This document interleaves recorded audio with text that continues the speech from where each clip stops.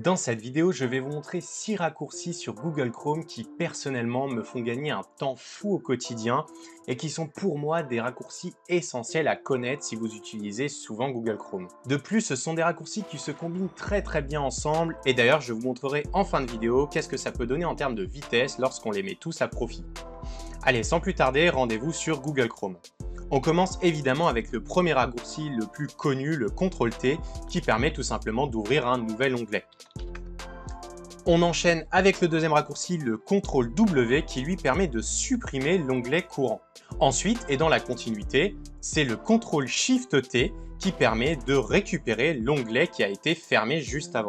Pour naviguer dans les onglets, vous avez le CTRL-TAB qui permet tout simplement de faire défiler les onglets sur la droite et à l'inverse, le CTRL-SHIFT-TAB qui fait la même chose mais dans l'autre sens, vers la gauche.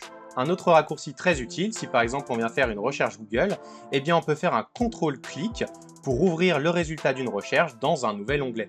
Et enfin, moins connu mais tout aussi utile, le Alt-D qui permet de venir cibler la barre d'adresse de l'onglet courant. De cette manière-là, vous pourrez par exemple faire un CTRL-T puis un Alt-D pour cibler la barre d'adresse et aller sur YouTube par exemple.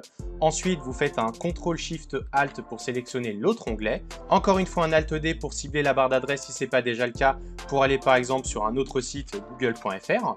Vous faites maintenant un CTRL-ALT pour repasser sur l'onglet de YouTube. Ensuite, vous faites un CTRL-CLIC sur une vidéo par exemple pour l'ouvrir, puis un CTRL-ALT pour aller sur la vidéo en question dans le nouvel onglet. Vous pouvez faire un CTRL-W si vous êtes trompé de vidéo. On refait un CTRL-CLIC sur une autre vidéo. Encore une fois, CTRL-ALT pour aller sur l'onglet. Si finalement vous êtes rendu compte que c'était bien le bon onglet que vous aviez ouvert mais que vous avez fermé, vous n'avez plus qu'à faire un CTRL-ALT-T pour le rouvrir. Et enfin, on fait CTRL-W 3 fois de suite pour fermer les 3 onglets YouTube. De cette manière-là, j'ai pu faire plein de choses sans pratiquement utiliser ma souris une seule fois. En pratiquant un petit peu, vous allez voir que ça va vous faire gagner énormément de temps et c'est très pratique. Voilà, n'hésitez pas à nous donner vos meilleures idées en commentaire et à vous abonner à la chaîne pour suivre plus de tutos et d'astuces en une minute.